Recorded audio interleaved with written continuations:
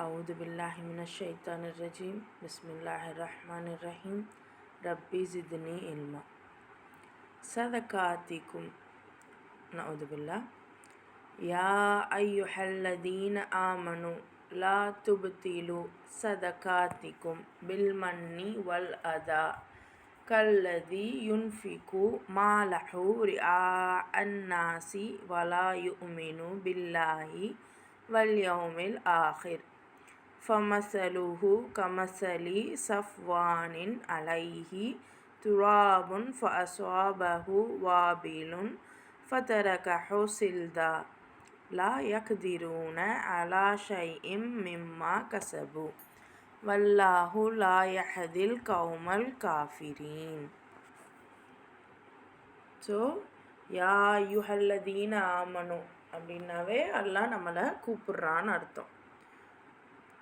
நம்பிக்கையாளர்களே, யா அப்படின்னா நம்மளை ஒருமையாக கூப்பிடுறான்.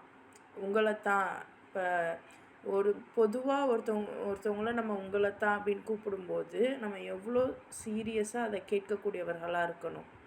ஸோ இறைவன் மூமின்களை பார்த்து ஆமினு யா யுஹல்லதீன ஆமினு நம்பிக்கையாளர்களே அப்படின்னு கூப்பிடுறான். லா துபுத்திலு பாழாக்காதீர்கள், வீணடிக்காதீர்கள், சதக்காத்திக்கும் உங்கள் தர்மங்களை, பில் மன்னி சொல்லி காட்டுவது, வல் அதா இன்னும் துன்புறுத்துவது, கல்லதி எவரை போன்று, யுன்ஃபிகு தர்மம் செய்கிறான், மாலஹு தனது செல்வத்தை, அந்த மால் அப்படிங்கிறது செல்வம், மாலஹு தனது செல்வத்தை, ரிஆ அன்னாசி மக்களுக்கு காட்டுவதற்காக, வலா யூமினு இன்னும் நம்பிக்கை கொள்ள மாட்டான், பில்லாஹி அல்லாஹ்வை, வல் யௌமில் ஆஹிரி இன்னும் இறுதி நாள், ஃபமசலுஹு அவனின் உதாரணம், கமசலி சஃப்வானின் வழுக்கை பாறையின் உதாரணத்தை போன்றது. அதாவது தானம் பண்ணுறக்கூடிய அந்த சதக்கா கொடுக்கக்கூடியவனை யார் பிறருக்கு காமிக்கணும்னு நோக்கத்தோட சதக்கா பண்ணுறோமோ அவங்களுக்கு ஒரு உதாரணத்தை இறைவன் சொல்லி காமிக்கிறான். வழுக்கு பாறையோட ஒப்பிட்டு சொல்கிறான். அலைஹி துராபுன் அதன் மீது மண், ஃபஸ்வாபஹு அதை அடைந்தது, வாபில்னா அடைமலை, வாபில் அடைமலை, ஃபதரகஹு அதை விட்டுவிட்டது, சல்தன் வெறும் பாறையாக. ஸோ அடைமழை பெஞ்சாலும் அந்த பாறையில் எந்த ஒரு தண்ணியும் நிற்காது. ஸோ அப்படி தான் நம்மளுடைய லைஃப்பும். எவ்வளோ சதக்கா பண்ணாலும் அந்த வழுக்கு பாறையில் என்ன மிஞ்சும்? ஒன்றுமே இல்லை. அந்த மாதிரி ஆகிடுமா. லா யக்திரூன ஆற்றல் பெற மாட்டார்கள், அலா ஷைஇம் மிம்மா கசபு எதிலிருந்து எதையும் செய்தார்கள், வல்லாஹு லா யஹ்தி நேர்வழியில் செலுத்த மாட்டான், அல்லாஹ் யஹ்தி நேர்வழி, லானா செலுத்த மாட்டான், அல் கௌமில் காஃபிரீன் நிராகரிப்பாளர்களோட கூட்டத்தை அல்லாஹ் நேர்வழியில் செலுத்த மாட்டான்.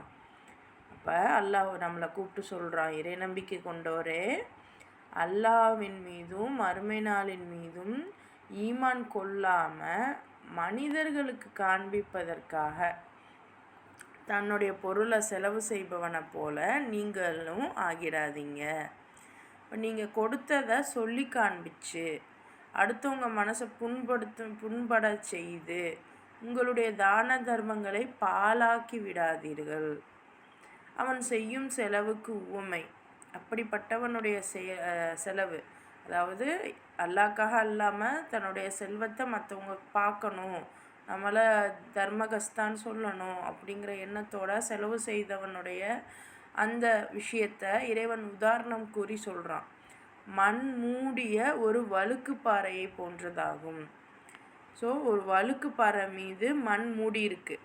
ஸோ இப்படியாப்பட்ட ஒரு உதாரணத்தை காமிச்சு இப்போ அது மேலே பெருமழை பெஞ்சிச்சுன்னா அந்த மூடி இருந்த மண் அதை அடிச்சுட்டு போயிடும். அதை தாண்டி அது வெறும் பாறையாகிவிடும். ஸோ இதுதான் இவங்களுடைய தர்மத்துக்கு ஒப்பானது. ஸோ எந்த நன்மையையும் அவங்க ஈட்ட முடியாது.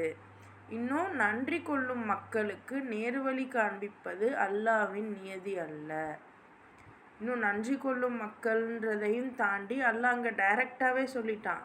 என்ன சொன்னான்? கௌமல் காஃபிரீன். இந்த விஷயத்துக்கே அல்லாஹ் சொல்லிட்டான், காஃபீர் கூட்டத்துக்கு நான் நேர்வழி செலுத்த மாட்டேன்னு. அப்போது யார் காஃபீர்னு கேட்குறப்போ நம்ம நல்லபடியாக தொழுகிறோம், இறைவனை நம்புகிறோம், மலக்குமார்களை நம்புகிறோம், எல்லாம் பண்ணுறோம், நபி ஸல்லல்லாஹு அலைஹி வஸல்லம் நம்புகிறோம், இறைவன் சொன்ன விஷயங்களை எல்லாம் செய்கிறோம். ஆனால் நம்மக்கிட்ட இருக்கிற பணத்தை, பொருளை நம்ம எப்படி செலவு செய்கிறோம், அதை எப்படி மற்றவங்களுக்கு கொடுத்து உதவும்போது அவங்களுக்கு சொல்லி காமிக்கிறோமா, இல்லை பிறர் பார்க்கணும், மற்றவங்க நம்மளை பாராட்டணும் அப்படிங்கிற நம்ம மனசுக்கு தான் அது தெரியும். நமக்கு, அதாவது வெளியிலேருந்து பார்க்குறவங்களுக்கு தெரியாது, அவங்களுக்கு தான் தெரியும். ஸோ செல்ஃப் டிசிப்ளின், சுயமாக எப்படி இருக்கணும், சுயமாக எப்படி சிந்திக்கணும். ஸோ அதைத்தான் அல்லாஹ் சொல்கிறான். அப்படி மற்றவங்களுக்கு காண்பிப்பதற்காக ஒரு பொருளை நம்ம செலவு செய்கிறோம் அப்படின்னா மற்றவங்களுக்கு இன்னும் செலவு செஞ்சிட்ட பிறகு 100 தடவை சொல்லி காமிப்போம். நான் தான் இவங்களுக்கு அது செஞ்சேன், நான் தான் இவங்களுக்கு இது செஞ்சேன் சொன்னால் பரவாயில்ல, அவங்கள ஹர்ட்டும் பண்ணுவோம். ஸோ அப்படி இல்லாமல் இந்த மாதிரி செஞ்சு உங்கள் தர்மங்களை வீண் பண்ணிக்காதீங்க. இப்படி சொல்லி காண்பிக்கக்கூடியவர்களுக்கு உவமையானது ஒரு வழுக்கு பாறையில் மண் மூடி இருக்குது அப்படின்னா ஏதோ அந்த பாறை மீது இருக்குன்னு அர்த்தம். ஆனால் ஒரு மழை வந்துச்சுன்னா அதில் எதுவுமே இருக்காது.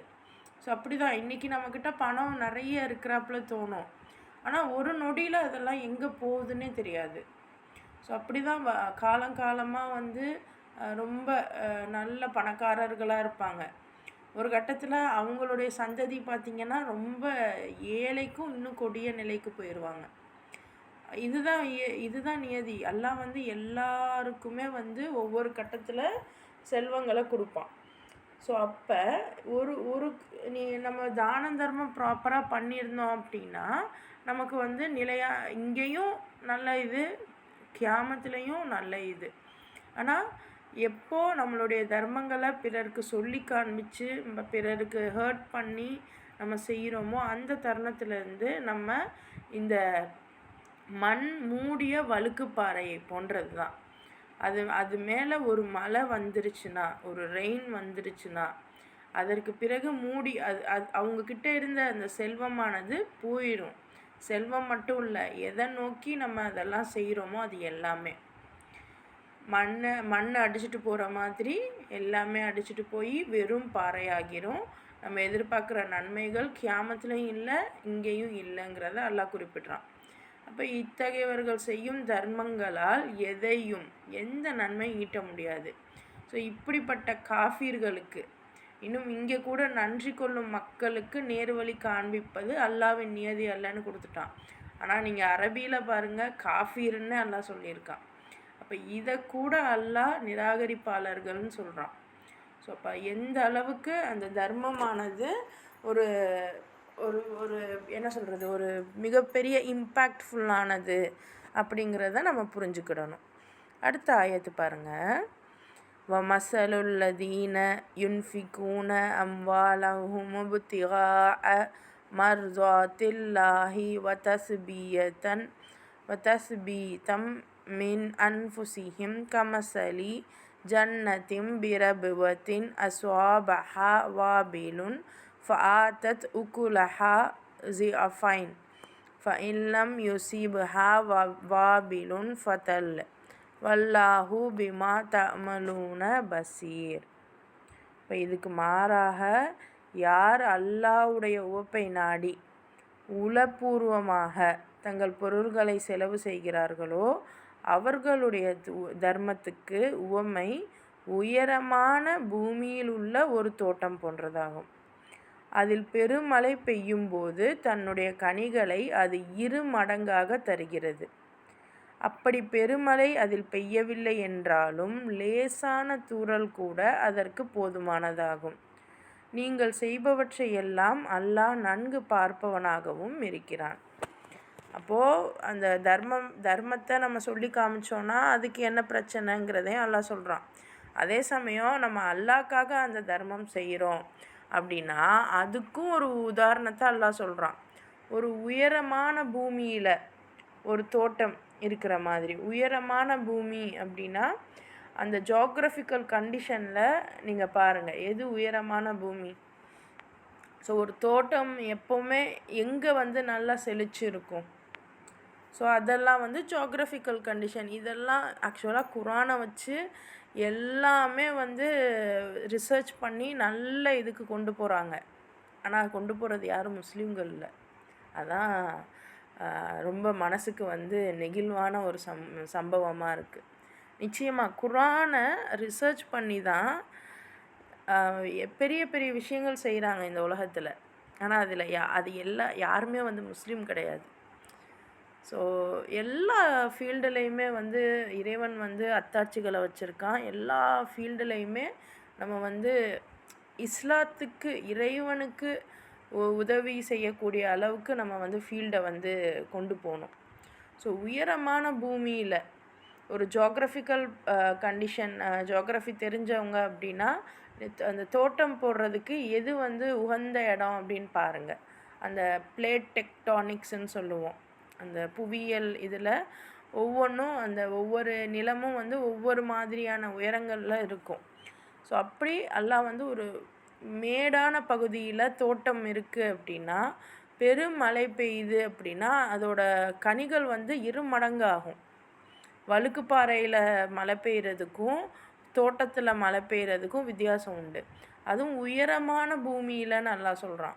ஸோ இதை தெளிவாக புரிஞ்சுருந்தாங்கன்னா இன்றைக்கி இந்த விவசாயம் பண்ணுறதாக இருக்கட்டும், இன்னும் மற்ற இதுவாக இருக்கட்டும், எந்த இடத்துல நம்ம விவசாயம் பண்ணலாம் அப்படிங்கிறத பிளான் பண்ணுவாங்க. ஸோ இதெல்லாம் குரானுடைய அத்தாட்சிகள். ஸோ இந்த இடத்துல நீங்கள் மழை அதிகமாக பெஞ்சிச்சின்னா உங்கள் கனிகள் 2 மடங்கு ஆகும். ஸோ நீங்கள் அதிகமாக செலவு பண்ணுறீங்க அப்படின்னா உங்களுக்கு 2 மடங்கு ஆகும். இல்லை மழை பெய்யலைன்னாலும் ஒரு லைட்டாக தூறல் போனால் கூட போதும் தான். ஸோ இறைவனுக்காக நீங்கள் செய்யும்போது நீங்கள் நிறைய செலவு பண்ணலைன்னாலும் கொஞ்சமாக செலவு பண்ணால் கூட ஒரு தூறல் மாதிரி போட்டால் கூட அதுவே போதும் தான். ஆனால் யாருக்காக செய்யணும்? அல்லாஹ்க்காக செய்யணும். நம்ம செய்யக்கூடியதை அல்லாஹ் நன்கு பார்ப்பவனாக இருக்கிறான். நீங்கள் செய்பவற்றை எல்லாம் அல்லாஹ் நன்கு பார்ப்பவனாக இருக்கிறான். அடுத்த ஆயத்து பாருங்கள்.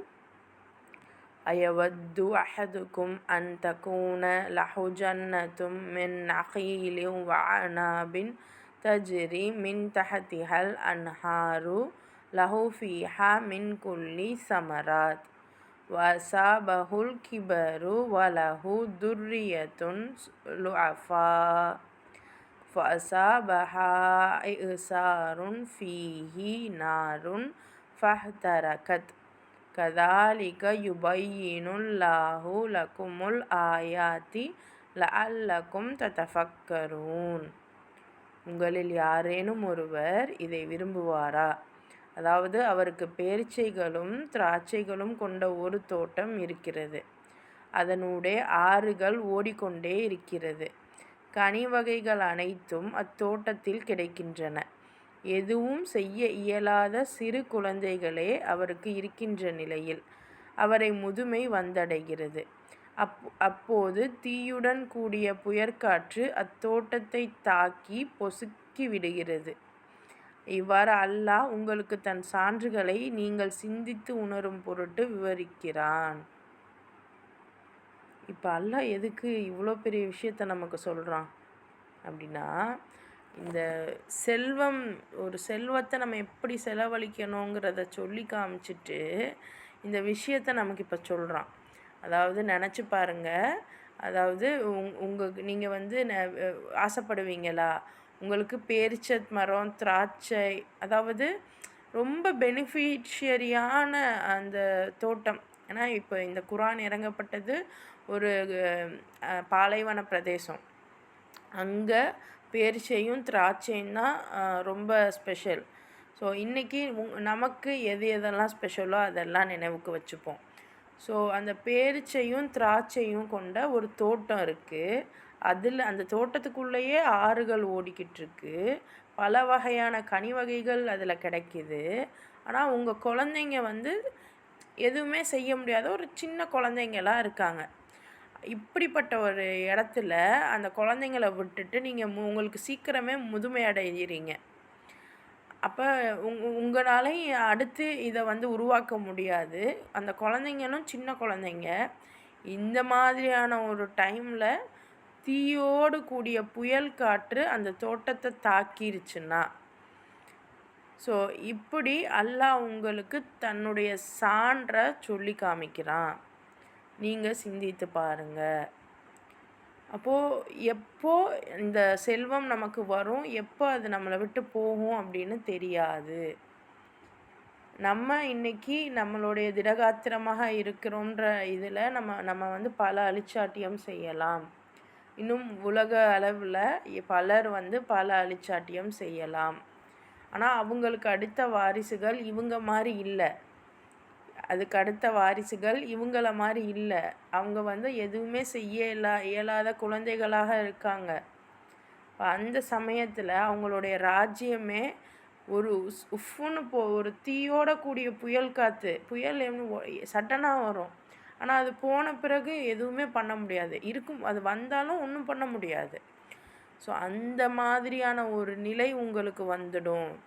இது சாதாரண இண்டிவிஜுவல் பர்சனுக்கும் நம்ம பொருந்தும், நாடுகளுக்கும் பொருந்தும். எந்த நாடு எந்த நாட்டை விட நான் தான் பெருசு அப்படின்னு ரொம்ப தலைக்கணமாக நிற்கிதோ அதுக்கும் பொருந்தும். எல்லாவற்றுக்கும் எல்லாருக்குமே இது பொருந்தும். அல்லாஹ் நம்மளை சிந்தித்து உணர சொல்கிறான். குரானில் வழிநெடுக சிந்திச்சு பாருங்கள், உணருங்கன்னு தான் அல்லாஹ் சொல்லிக்கிட்டே வரான்.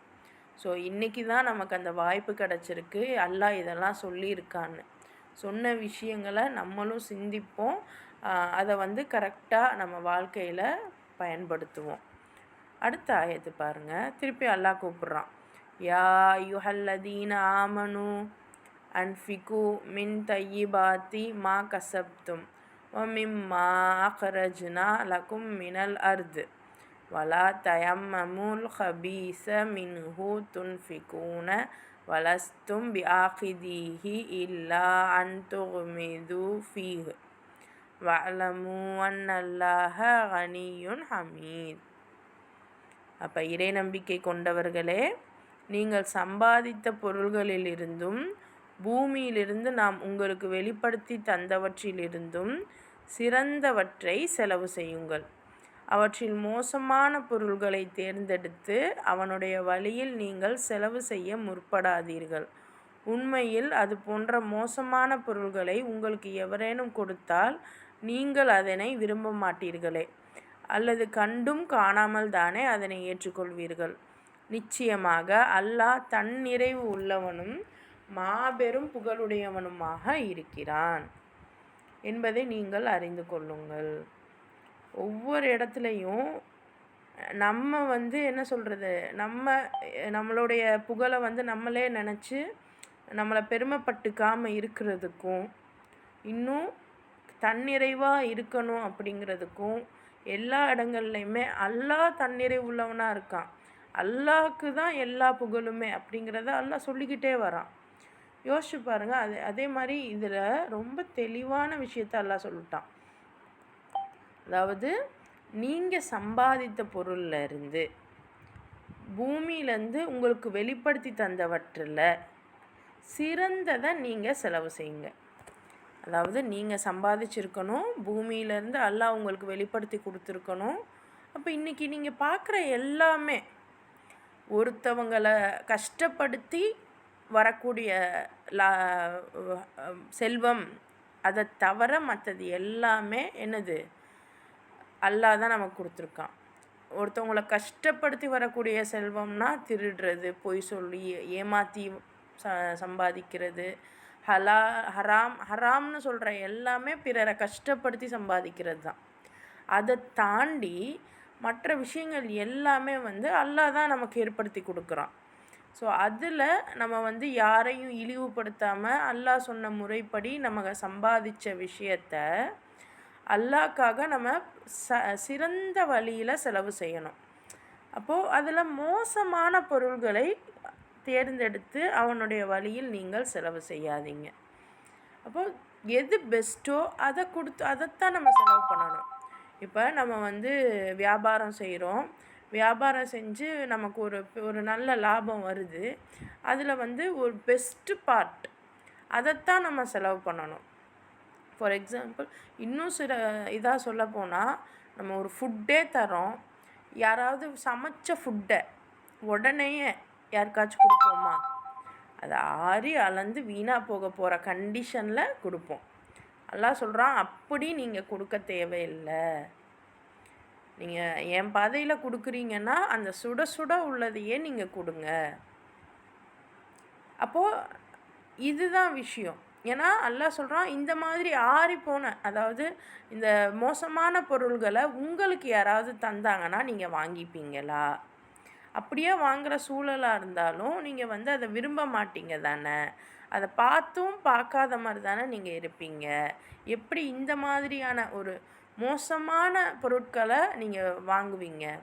ஸோ மோசமான எந்த பொருட்களை நாம் வாங்கிக்க மாட்டோமோ அந்த பொருட்களை நாம் இறைவனுக்காக செலவு பண்ணக்கூடாது. அதை அல்லாஹ் தெளிவாக சொல்கிறான். இன்னும் சொல்கிறான், தன்னிறைவு உள்ளவனும் மாபெரும் புகழுடையவனும் ஆகிய அல்லாஹ் தான் இத்தகைய புகழுடையவனாக இருக்கிறான். இதை நீங்கள் தெரிஞ்சுக்கோங்க அப்படிங்கிறான். சுப்ஹானல்லாஹ். இன்றைக்கும் நம்ம வீடுகளில் ஒன்று ஏழைகளுக்கு கொடுக்கணும் அப்படின்னு ஏதோ நியத்து வச்சு நம்ம இந்த மாதிரி செய்கிறோம், அல்லது அந்த உணவு வீணாக போய் இப்போ அதிகமாக கீழே கொட்டுறோம். அதை தாண்டி வந்து வீணாக போகிற கண்டிஷனில் யாருக்காச்சும் கொடுக்குறோம். ஆனால் அல்லாஹ் சொல்கிறான், பெஸ்ட்டு கண்டிஷனில் கொடுக்க சொல்கிறான். இப்போது நம்ம ஒரு விவசாயம் பண்ணுறோம் அப்படின்னா நமக்கு நல்ல ஒரு கதிர்கள்லாம் வருதுன்னா இருக்கிறதுலே பெஸ்ட்டு குவாலிட்டியை நம்ம எடுத்துப்போம். ஆனால் அல்லாஹ் சொல்கிறான், ஏன் பாதையில் அதை நீங்கள் செலவு பண்ணுங்கங்கிறான். ஸோ எது நமக்கு பெஸ்ட்டு குவாலிட்டியாக தெரியுதோ அதைத்தான் இறைவனுக்காக செலவு பண்ணணும். அதைத்தான் அல்லாவும் நம்மக்கிட்ட கேட்குறான். ஸோ இது வரைக்கும் நமக்கு அதெல்லாம் தெரியலை. பட் இன்றைக்கி குரான் நமக்கு சொல்லிருச்சு, நம்ம மனதுலேயும் அது ஏறிடுச்சு. இனி நம்ம செலவு பண்ணுறத நம்ம தான் சிந்திச்சு செலவு பண்ணணும். அல்லாஹ் சொல்கிற அந்த விஷயம், அந்த வழுக்கு பாறையாக இருக்கட்டும், இல்லை மேடான இடங்களில் தோட்டமாக இருக்கட்டும், எல்லாமே வந்து எந்த விஷயம் தி பெஸ்ட்டாக இருக்கோ அதை நம்ம கொடுத்தாதான். அது கொடுக்கும்போதே நம்ம மனசில் வந்து அவங்க நம்மளை வந்து பாராட்டணும்னு நினைக்கக்கூடாதான், அவங்க நமக்காக நன்றியோடு இருக்கணும்னு நினைக்கக்கூடாதான். அது ஃபுல்லாக அல்லாஹ்க்காக நம்ம கொடுக்குறோம், அவ்வளோதான். இந்த மாதிரியான சிந்தனை இருக்கணும். ஸோ எந்த ஒரு வேதத்தில் இதெல்லாம் இருக்குது? நம்ம வந்து வெறும் வந்து ஆன்மீகம் மட்டுமே இஸ்லாம் போதிக்கவே இல்லை. இஸ்லாம் ஒரு வாழ்க்கை முறை எப்படி இருக்கணுங்கிறத சொல்லித்தருது. நீங்கள் ஒரு தர்மம் முதக்கணும், அதுக்குன்னு சில வழிமுறைகள் இருக்குது அப்படின்னு இறைவன் சொல்லி காமிக்கிறான், உதாரணத்தோடு சொல்லி காமிக்கிறான். அப்படின்னா அப்போ எவ்வளோ இம்பார்ட்டண்ட், இந்த விஷயம் எவ்வளோ முக்கியத்துவம் வாய்ந்தது அப்படின்னு நம்ம புரிஞ்சுக்கிடணும். அடுத்த ஆயத்து பாருங்கள். அஷ்ஷைத்தானு யஈதுகுமுல் ஃபக்ர வயஅமுருக்கும் பில் ஃபஹ்ஷா வல்லாஹு யஈதுக்கும் மஃபிரதம் மின்ஹு வஃபஸ்லா வல்லாஹு வாசிஉன் அலீம். இப்போ ஷைத்தான் வறுமையை கொண்டு உங்களை அச்சுறுத்துகிறான், மானக்கேடானவற்றை செய்யும்படியும் உங்களை ஏவுகிறான். ஆனால் அல்லாஹ் தன்னிடமிருந்து மன்னிப்பையும் அருட்செல்வத்தையும் உங்களுக்கு வாக்களிக்கிறான். அல்லாஹ் விசாலமான கொடையாளனும் எல்லாம் அறிந்தவனும் ஆவான். அப்போது இந்த மாதிரி தர்மம் அப்படின்னு வரும்போது நல்ல விஷயம்னு வரும்போது ஷைத்தானும் கூடவே வந்து நிற்பான். நம்ம மனசில் தோணும், எல்லாமே இப்படி செலவு பண்ணால் நமக்கு அப்போ என்ன தான் மிஞ்சும்? பெண்கள் மனைவிகள் கணவன்மார்கிட்ட கேட்போம், இல்லை கணவன்கள் மனைவிட்ட கேட்பாங்க, நீ என்ன இருக்கிறதெல்லாம் கொடுத்துக்கிட்டே இருந்தீங்கன்னா அப்புறம் நமக்கு என்ன ஆகுறது?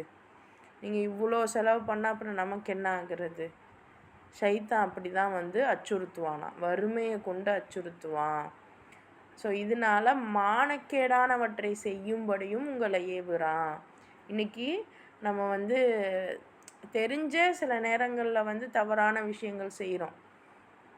பலர் வந்து அவங்களுக்கு தெரிஞ்சும் தெரியாமையும் ஃபேம் வேணும், செல்வம், நான் லக்ஸூரியஸாக வாழணும், நான் ரொம்ப சிறப்பாக நான் வாழணும், எல்லாருக்கு முன்னாடி நான் ஃபேமஸாக இருக்கணும் அப்படின்னு நம்ம கண்ணு முன்னாடி இன்றைக்கி எவ்வளோ விஷயங்கள், ஃபேஸ்புக்காக இருக்கட்டும், யூடியூப்பாக இருக்கட்டும், இன்றைக்கி புது கல்ச்சரே உருவாயிருக்கு. இந்த கொரோனாவுக்கு முன்னாடி இருந்ததை விட இப்போ ரொம்ப மோசமாகவே இருக்குது. கொரோனாவுக்கு முன்னாடியும் இருந்தது, முக்கியமாக இந்த ஜியோ சிம்லாம் வந்ததுக்கு பிறகு, ஃப்ரீ நெட்டு இதெல்லாம் கிடச்சதுக்கு பிறகு எவ்வளோ சுபஹானல்லாஹ் எவ்வளோ மோசமான விஷயங்கள். அப்போது இதெல்லாம் நீங்கள் செஞ்சால் உங்களுக்கு நாங்கள் பணம் தரோன்னு சொல்கிறாங்க. அதனால தான் அவங்க செய்கிறாங்க. நீங்கள் பார்க்கக்கூடிய யூடியூப் வீடியோஸாக இருக்கட்டும், மற்ற விஷயங்களாக இருக்கட்டும், இதெல்லாம் நீங்கள் செஞ்சீங்கன்னா உங்களுக்கு நாங்கள் வந்து இவ்வளோ அமௌண்ட்டு தரோம். ஸோ ஷைத்தான் இப்படி தான் சொல்லுவான். இது யூடியூப் மட்டும் கிடையாது, நம்ம ரியல் லைஃப்லையுமே நம்ம செய்யக்கூடிய சின்ன சின்ன விஷயங்கள். இப்போ ஒரு பொய் சொல்லிட்டா பிரச்சனை இல்லைன்னு நினப்போம். ஸோ அந்த பொய் எங்கேயாவது நம்ம மாட்டும்போது நமக்கு அது அவமானம். ஸோ எந்த செயல் நமக்கு அவமானத்தை தேடி தருதோ, மற்றவங்க நம்ம மீது உள்ள அந்த கண்ணியத்தை குலைக்குதோ, அது மானக்கேடானது. ஸோ அப்படியேப்பட்ட மானக்கேடான செயல்களை செய்யும்படி அந்த ஷைத்தான் தூண்டுறான். ஆனால் அல்லாஹ் வந்து என்ன சொல்கிறான், என்கிட்ட இருக்கக்கூடிய மன்னிப்பையும், அல்லாஹ்வுடைய மன்னிப்பை விடையுமா நமக்கு பெருசு. நம்ம ஒவ்வொருத்தரும் செய்யக்கூடிய செயல்கள், நம்மளுடைய தவறுகள் எல்லாத்தையும் அல்லாஹ் எவ்வளோ மறைச்சி வச்சுருக்கான். நமக்கு தெரியும் நம்ம என்ன பண்ணுறோம், வேறு யாருக்கும் தெரியணும்னு இல்லை, நமக்கு தெரியும். ஸோ நமக்கு தெரிஞ்சதை நம்ம சில விஷயங்கள் தெரிஞ்சே செய்வோம், சில விஷயங்கள் தெரியாமல் செய்வோம். செஞ்சதுக்கு சில இதுக்கு மன்னிப்பு கேட்போம், பல இதுக்கு செஞ்சதே தெரியாமல் சுற்றிட்டுருப்போம். ஆனால் இவ்வளவுக்கும் அல்லாஹ் தன்னுடைய மன்னிப்பை கொடுக்குறான். மன்னிப்பையும் அருட்செல்வத்தையும் அவன் நமக்கு வாக்களிக்கிறான். ஸோ அல்லாஹ்வுடைய இந்த விசாலமான கொடை, அவன் வந்து ரொம்ப தாராளமான கொடையாளனும் எல்லாம் அறிந்தவனுமாக இருக்கிறான். அப்போ இந்த தர்மம் விஷயத்தில் ஷைத்தான் கண்டிப்பாக வருவான்.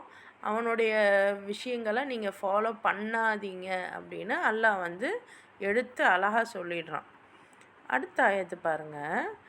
யூத்தில் ஹிக்மத்த மை யஷானா நாடுகிறவர்கள், ஹிக்மத்தனா ஞானத்தை, வமை யூத்தல் ஹிக்மத்த ஃபகத் ஊத்தி ஹைரன் கசீரா வமாயத்தக்கரு இல்லா ஊலுல் அல்பாப்.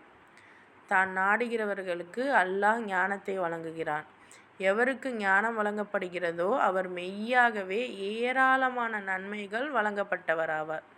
இவற்றிலிருந்து நல்லறிவுடையோர் தவிர வேறெவரும் சிந்தித்து படிப்பினை பெற மாட்டார்கள்.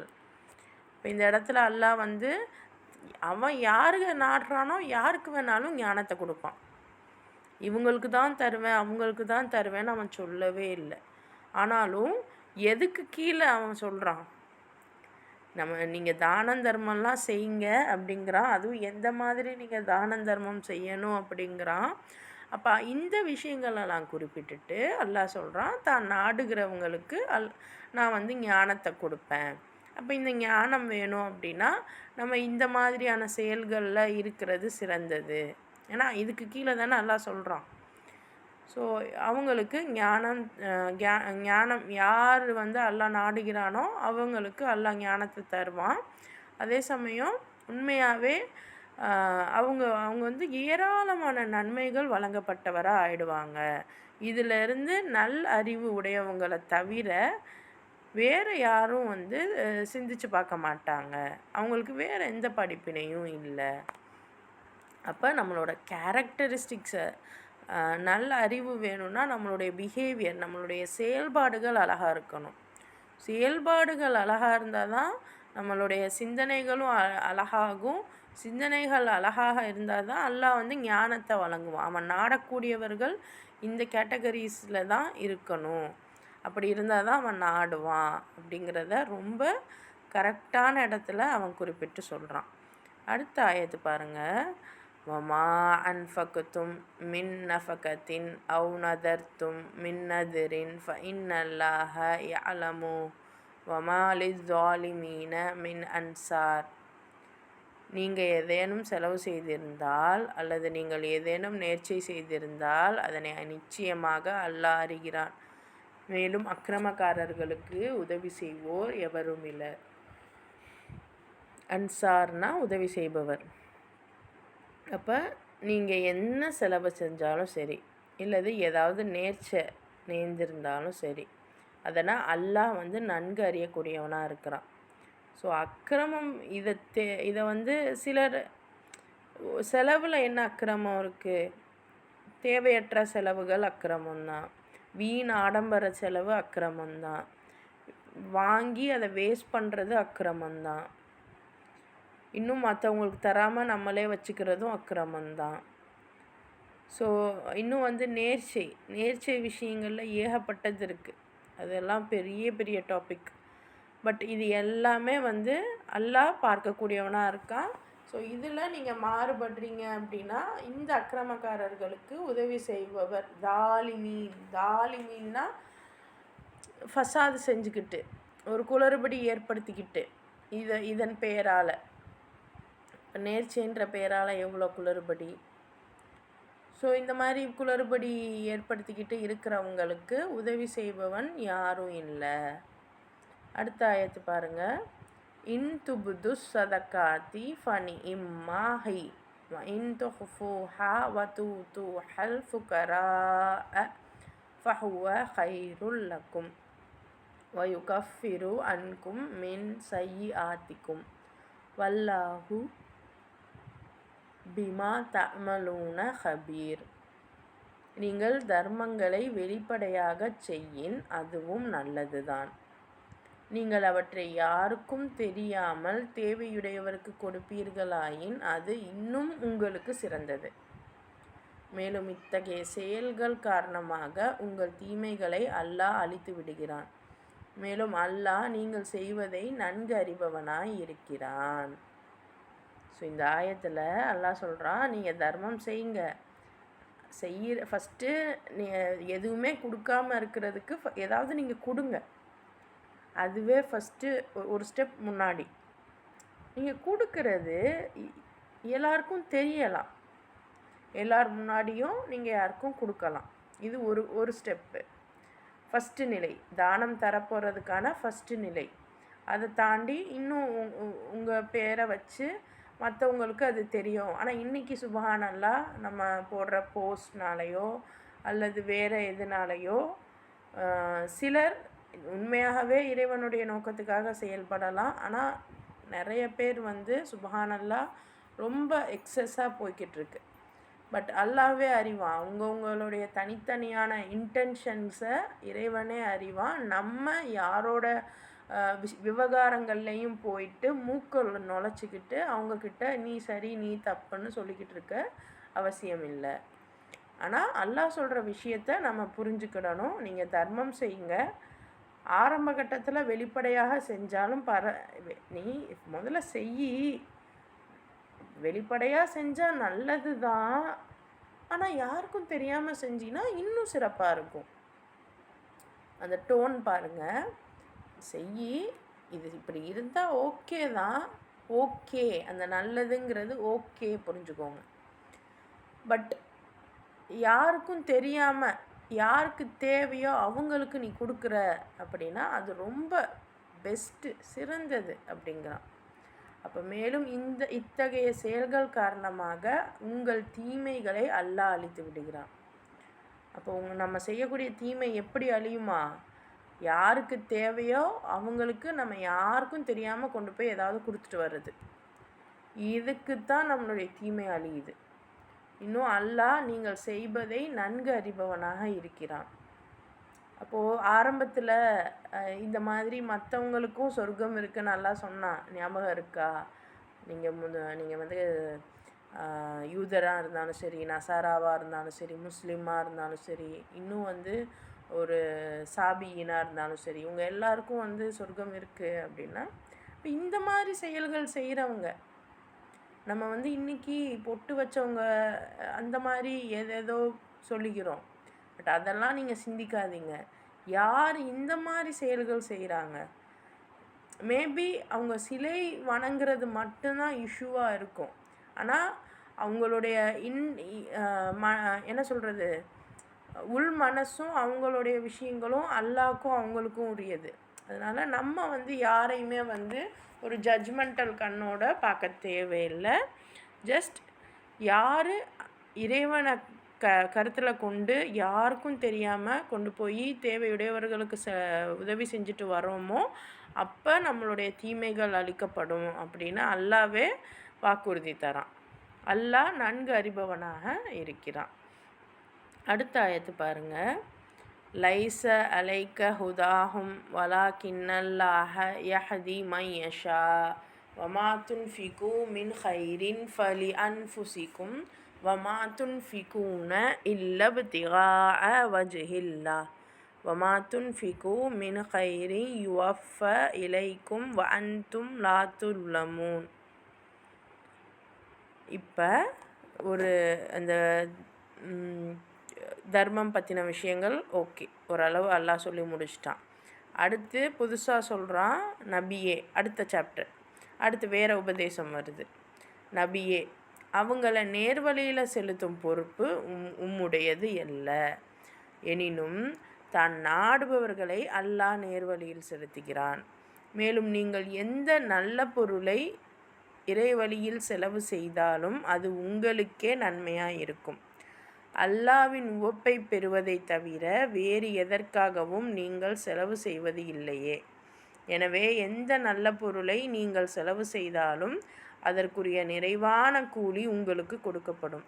மேலும் நீங்கள் ஒருபோதும் அநீதி இழைக்கப்பட மாட்டீர்கள். எவ்வளோ பெரிய விஷயம்!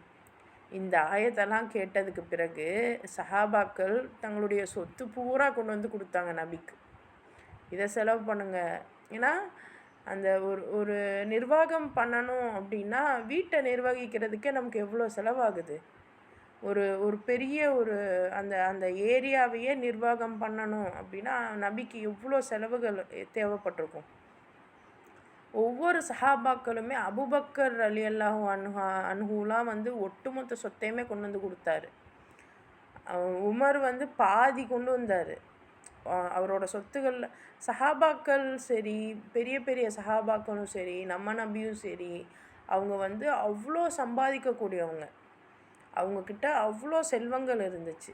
ஆனால் அவங்க வாழ்ந்த தரங்கள் பார்த்திங்கன்னா நம்ம எல்லாருக்குமே தெரியும். ரொம்ப ஏழ்மையான நிலையில் தான் வாழ்ந்தாங்க.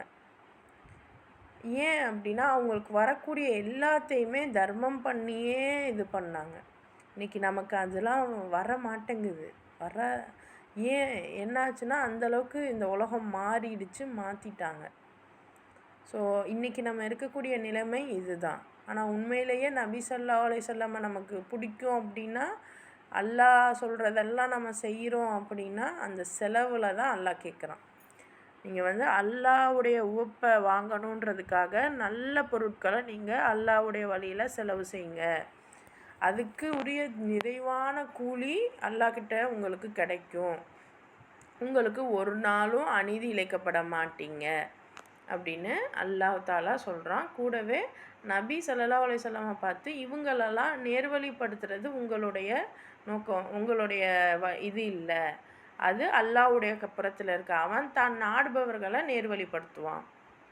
ஸோ நபிக்கே எல்லாரையும் திருத்துறது நோக்கம் இல்லையா, கடமை இல்லையா. அப்போ அல்லாவே சொல்கிறான் எல்லாரும் வந்து திருந்திட மாட்டாங்க. அப்போ நம்மளும் போய்கிட்டு எல்லாரையும் திருத்தணும், வாய்ப்பே இல்லை. நம்ம செய்கிறத தான் இந்த உலகம் பார்க்கும். நம்ம சொல்கிறத கேட்குறத விட செய்கிறத தான் பார்க்கும். நம்ம அதில் ப்ராப்பராக இருந்துக்கிட்டு மற்றவங்கக்கிட்ட சொல்லவே தேவையில்ல. நம்மளை பிடிக்காதவங்க கூட நம்மளை பார்த்து அதை இன்ஸ்பயர் ஆகி அதை செய்வாங்க. இது ரியாலிட்டி. இதுதான் உண்மை. நம்ம அபூர்வமாக சொல்லுவோம். நபி ஒரு கதையும் சொல்லுவோம். அதாவது ஒரு நபி ஸல்லல்லாஹு அலைஹி வஸல்லம் கிட்ட வந்து ஒரு தாய் வந்து தன்னுடைய மகன்கிட்ட சர்க்கரை சாப்பிட வேணான்னு சொன்னாங்க. அதுக்கு இவர் 40 நாள் சென்று வந்து சொல்லுங்கள், 40 நாள் சென்று கூட்டிகிட்டு வாங்க அப்படின்னா, 40 நாள் சென்று வந்தப்புறம் அந்த குட்டி பையன்கிட்ட சர்க்கரை சாப்பிடாதன்னு சொல்லுவாங்க. ஏன் அப்படின்னா, முதல்ல நானும் அப்படி தான் இருந்தேன், அதான் என்ன நான் சரிப்படுத்திக்கிட்டு நான் பிள்ளைக்கு சொல்கிறேன் அப்படின்னு சொன்னதாக ஒரு கதையாக, ஒரு ஹதீஸாக நம்ம பார்த்துட்டு வரோம். ஸோ இது நபி ஸல்லல்லாஹு அலைஹி வஸல்லமுடைய ஒரு தன்மையாகவும் இருந்தது. அவருடைய வாழ்க்கை முறை தான் பேசப்பட்டுச்சு. அவருடைய சொற்களை விட அவருடைய வாழ்க்கை முறை தான் பேசப்பட்டுச்சு. ஸோ நம்மளும் பிறர்கிட்ட போயிட்டு இதை செய்யுங்க, அதை செய்யுங்க, இப்படி இருங்க, அப்படி இருங்க. முக்கியமாக நம்ம பிள்ளைகள்கிட்ட, நமக்கு வாய்த்த அடிமைகள் அவங்க தான். நம்ம பிள்ளைகள்கிட்ட நம்ம யாருக்கு அத்தாரிட்டியாக இருக்கோமோ அவங்கக்கிட்ட இதை செய், அதை செய்யாத, இதை செய்யாத. ஆனால் நம்ம யாரையுமே நேர்வழிப்படுத்துறது உங்களுடைய விஷயமே இல்லை. நம்ம சரி பண்ணிக்கிட்டே இருக்கணும். நம்மளை பார்த்து நம்மளுடைய செயல்கள் மற்றவங்களுக்கு ஒரு ஊக்கத்தை தரும். சொற்களை விட செயல்களுக்கு வேல்யூ அதிகம், ஈர்ப்பு அதிகம். இதை நம்ம புரிஞ்சுக்கிடணும். ஸோ அல்லாஹ்வுடைய பாதையில் நல்ல பொருள்களை செலவு செஞ்சால் நமக்கு வந்து கூலி சிறப்பாக கொடுக்கப்படும், நமக்கு அநீதி இழைக்கப்பட மாட்டாது. இதை அல்லாஹ் தஆலா சொல்கிறான். அடுத்து லில் ஃபுகரா இல்லதீன உஹ்சிரு ஃபீ சபீலில்லாஹி லா யஸ்ததீஊன ஸர்பன் ஃபில் அர்தி யஹ்ஸபூஹுமுல் ஜாஹிலு அக்னியாஅ மினத் தஅஃபுஃப் தஅரிஃபூஹும் பிஸீமாஹும் லா யஸ்அலூன நாஸ இல்ஹாஃபா வமா துன்ஃபிகு மின் கைரின் ஃபஇன்னல்லாஹ பிஹி அலீம். பூமியில் தம் தேவைகளுக்காக ஓடி ஆடி உழைக்க முடியாத வண்ணம் அல்லாவின் பாதையில் தங்களை கட்டுப்படுத்தி கொண்டவர்களான வசதியற்றவர்கள்தாம் உங்கள் தர்மங்களுக்கு மிகவும் உரிதானவர்கள். அவர்களை பற்றி அறியாதவர் அவர்களிடம் உள்ள தன்னடக்கத்தை கண்டு அவர்களை தன்னிறைவு பெற்றவர்கள் என எண்ணுகிறார்கள். அவர்களின் முகங்களை பார்த்தே அவர்களின் உண்மை நிலையை நீர் அறிந்து கொள்ளலாம். ஆனால் அவர்களோ மக்களிடம் வற்புறுத்தி கெஞ்சி கேட்க மாட்டார்கள். அவர்களுக்காக நீங்கள் எந்த பொருளை செலவு செய்தாலும் நிச்சயமாக அதனை அல்லாஹ் நன்கறிந்தவனாக இருக்கிறான். அல்லாஹ் செலவு பண்ணுன்னு சொல்கிறான். நம்ம வந்து யாருக்கு செலவு பண்ணணும் அதையும் அவனே சொல்கிறான். அதாவது அந்த மக்கள் எப்படிப்பட்டவங்களாக இருப்பாங்கன்னா, பிறருடைய கண் முன்னாடி தன்னிறைவு பெற்றவர்களாக இருப்பாங்களாம். பார்க்குறதுக்கு தெரியாது இவங்க கஷ்டத்தில் இருக்காங்கன்னு, ரொம்ப இயல்பாக இருக்கிறாப்புல தான் இருக்கும். இன்னும் வந்து அவங்கக்கிட்ட வந்து உழைக்கிற அளவுக்கு பெருசாக எதுவும் இருக்காது. இறைவனுடைய முக்கியமாக பாருங்கள், அல்லாவின் பாதையில் தங்களை கட்டுப்படுத்தி கொண்டவர்களான, அதாவது சிலர் வந்து அல்லாஹ்வுடைய பாதையில் அவங்க வந்து ரொம்ப செலவு பண்ணுவாங்க. அல்லாஹ்வுடைய பாதைனா என்ன? ஒரு இறைவனுடைய விஷயம் மேலோங்கணும் அப்படிங்கிறதுக்காக ஒரு ஏதோ ஒரு புத்தகத்தை டிரான்ஸ்லேட் பண்ணுறதா இருக்கட்டும், பிள்ளைங்களுக்கு சொல்லி கொடுக்குறதாக இருக்கட்டும், இன்னும் இறைவனுடைய விஷயங்கள். வெறும் நம்ம வந்து இன்றைக்கெலாம் சுப்ஹானல்லாஹ் ஒரு ஜமாத்து 40 நாள் 50 நாள்லாம் ஜமாத்து போகிறோம். ஜமாத்துன்ற பேரில் போயிட்டு அதிகமாக தொழுகிறோம், அதிகமாக திக்ரு செய்கிறோம், வரோம். ஆனால் அல்லாஹ் இதெல்லாம் கேட்கல. அல்லாஹ் கேட்குறது என்னுடைய வழியில் நீங்கள் போராடுங்க, எனக்காக நீங்கள் செலவு பண்ணுங்க. இப்போ வந்து வீட்டில் அம்மா ரொம்ப உடம்பு முடியாதவங்களா இருக்காங்க. அவங்கள பார்த்தே ஆகணும். வேறு வழியே இல்ல. ஏன்னா, இன்னொரு ஆள் வச்சு பார்க்குற அளவுக்கு வசதி இல்ல. அப்ப நான் நான் தான் பார்த்தே ஆகணும். ரொம்ப கஷ்டப்படுறேன். ஆனாலும் வெளிய வந்து கேட்க முடியாது. பணமும் இல்ல. எனக்கு சிரமமாவும் இருக்கு. அதே சமயம் வெளிய கேட்கவும் முடியாது. அப்படிங்கிற பட்சத்தில, அவங்கள சூழ்ந்து, அவங்கள சுத்தி இருக்கிறவங்களுக்கு தெரியாம இருக்குமா? கண்டிப்பா தெரியும். அப்ப அவங்க முகத்த வச்சே நம்ம கண்டுபிடிச்சிடலாம். அப்படிப்பட்டவங்களுக்கு நீங்க உதவுங்க. அவங்க வந்து உங்ககிட்ட வந்து கெஞ்சிக்கிட்டு இருக்க மாட்டாங்க. ஆனா, இன்னைக்கு நம்ம என்ன பண்றோம், ஒரு பெருநாளு, ஹஜ் பெருநாள், நோன்பு பெருநாள் இதுலலாம் வந்து நம்மளுடைய அந்த வீட்டு வாசல்களுக்கு வரக்கூடியவங்களுக்கு நம்ம அதிகமா குடுக்குறோம். குடுக்கலாம், தப்பில்ல.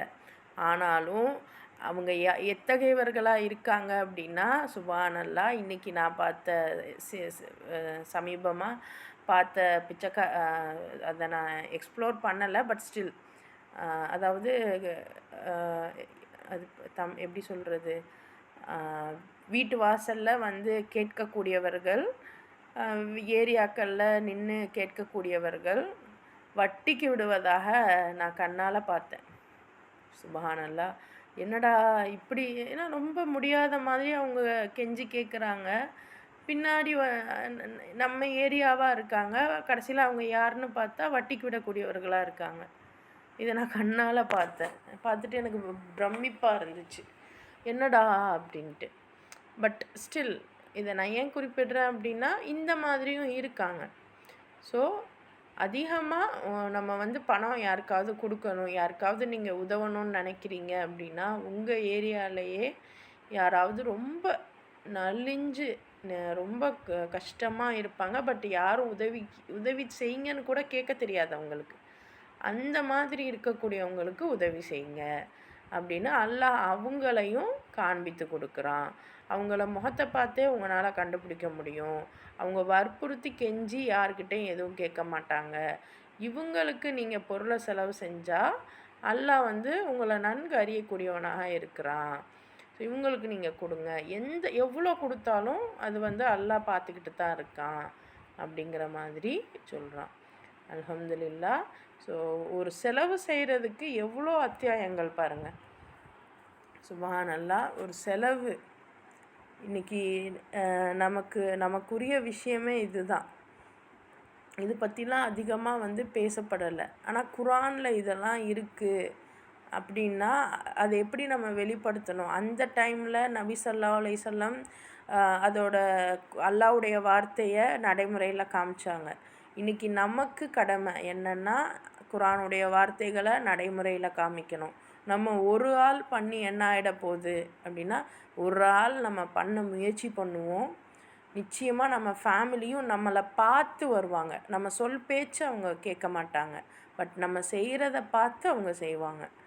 ஸோ அதை மனசில் வச்சுட்டு நம்ம வந்து அதிகமாக பேசுகிறத விட அதிகமாக செயல்படுவோம்.